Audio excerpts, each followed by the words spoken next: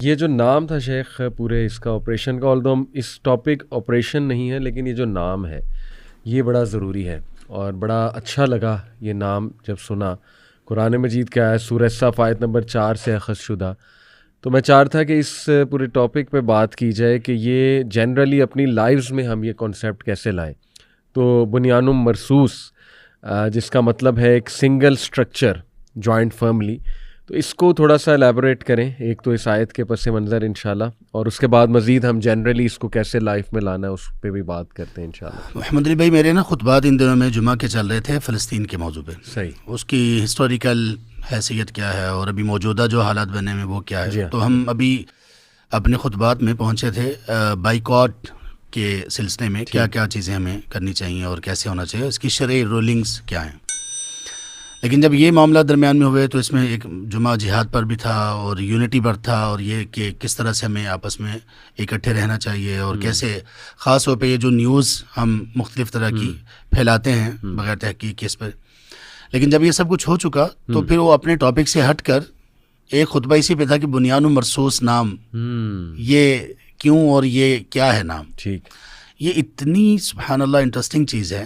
اور ایک تو بہت زیادہ خوشی، پھر ہمارے کچھ دوست ہیں پاکستان ایئر فورس میں، ان سے بھی بات ہوئی. اچھا. کہ یہ کیسے آپ کو کون آپ کو چوز کر کے دیتا ہے، آپ کے لیے نام کون سلیکٹ کرتا ہے. صحیح بات. تو انہوں نے کہا کہ ہماری پراپر اس کے لیے ایک سلیکشن کمیٹی اور ایک پورا اس کے حوالے سے ڈپارٹمنٹ ہے. اچھا. اور ہمارے جو سب ڈپارٹمنٹس ہیں جیسے پاکستان ایئر فورس کے، اس میں سے ہر ایک کے لیے الگ سے جو نام تجویز کیا جاتا ہے اس کے سلسلے میں ایک آیت بھی خاص ہوتی ہے. ٹھیک ہے. تو اس آپریشن کا نام، باقی سب چیزیں جو اس میں اللہ تعالیٰ کی مدد اور جو کچھ تھا، ایک خوبصورتی اس کی یہ تھی کہ اس کا نام بنیان مرصوص ہے. ٹھیک.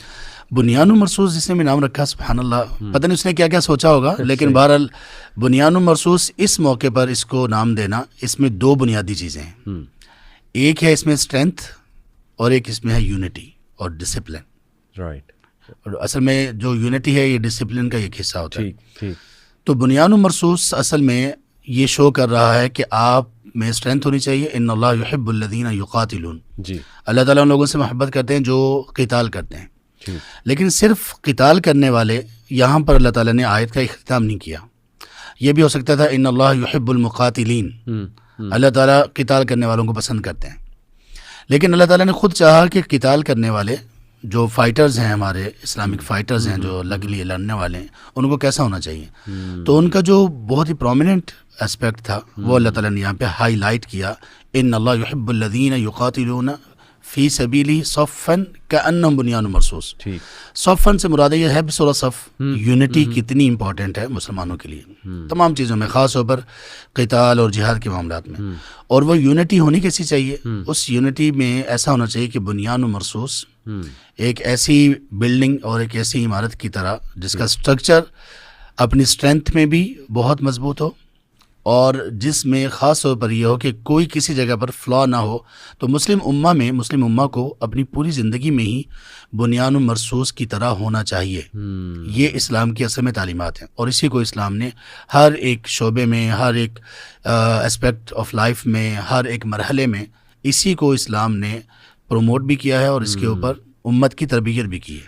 یعنی ایک اسٹرینتھ کا پہلو اور ایک اسٹرکچر کا پہلو. ایک اسٹرکچر کا پہلو اور ایک اسٹرینتھ کا پہلو، اور اسٹرکچر میں پھر فردر نمایاں چیز ہے یونٹی. تو شیخ وہ جو حدیث ہے کہ قوی مومن اللہ کو زیادہ پسند ہے، جی میرا خیال وہ بھی پھر اسی زمرے میں ہے کہ جیسے اللہ کے نبی نے کہا ویک مومن سے بہتر، اس کا مطلب مومن ویک بھی ہو سکتا ہے. جی. اس حدیث سے یہ بھی ثابت ہوتا ہے ویک جسامت میں، یہ مطلب ہے. نہیں دیکھیں، کچھ چیزیں ایسی ہیں جسامت میں بہت سارے لوگ ویک ہوتے ہیں، لیکن ان کے ارادے اور ان کے افعال، ان کے اعمال اور ان کی وہ جد و جہد جو اسلام کے لیے کر رہے ہوتے ہیں وہ بہت مضبوط ہوتی ہے. تو اصل میں اس میں جو اسٹرینتھ بتائی جا رہی ہے اس حدیث میں، وہ صرف فزیکل اس میں نہیں ہے. بلکہ اس میں جو اسٹرینتھ ہے اصل یہ ہے کہ سب سے مضبوط مومن وہ ہے جس کا ایمان مضبوط ہے. سیدنا عبداللہ بن مسعود رضی اللہ عنہ کے بارے میں کسی نے کہا تھا ان کی پنڈلیاں بڑی چھوٹی سی ہیں، صحیح، پتلی پتلی ہیں.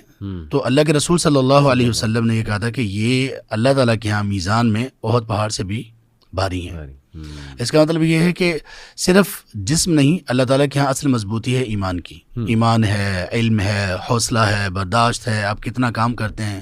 کتنے ایسے لوگ ہیں جو ویسے آپ کو باڈی بلڈرز دکھائی دیں گے لیکن بالکل نکمے ہوتے ہیں ایسے ہی، اور کتنے ایسے ہیں جو ویسے جسمانی طور پر بڑے کمزور دکھائی دیتے ہیں لیکن سبحان اللہ بیٹھتے ہی نہیں ہیں، وہ ایسے ہی اتنا کام کرتے ہیں، اتنا ماشاءاللہ کام کرتے ہیں.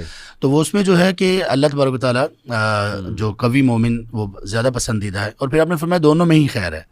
اگر وہ کمزوری کسی میں ہے، ویکنس جو اس کے اختیار میں نہیں ہے، تو اس مومن میں بھی خیر ہے. لیکن مومن کو اگر اس کی فزیکل کوئی ویکنس ہے تو اس کو ایمانی اعتبار سے اسپرچولی اس کو مضبوط ہی ہونا چاہیے. تو وہ بھی اس میں بنیان و مرصوص میں اس کا ایک حصہ بنتی ہے کہ خام خواہ ہمیں اپنے جسم کو، اپنے ارادوں کو ایسے ہی نہیں چھوڑ دینا چاہیے. ہم جسم کی اپنی حفاظت نہ کریں، ہم اپنے جسم کا خیال نہ رکھیں، اس کی مضبوطی کا خیال نہ رکھیں. یہ اسی طرح سے ہوتا ہے نا کہ وہ 40 میں جا کے پھر گوڈے گٹے سب جڑ جاتے ہیں، بلڈ پریشر ہو جاتا ہے اور پتہ نہیں کیا کیا عجیب و غریب بیماریاں. تو ایسا مومن اللہ تعالیٰ کو اس طرح سے پسند نہیں ہے.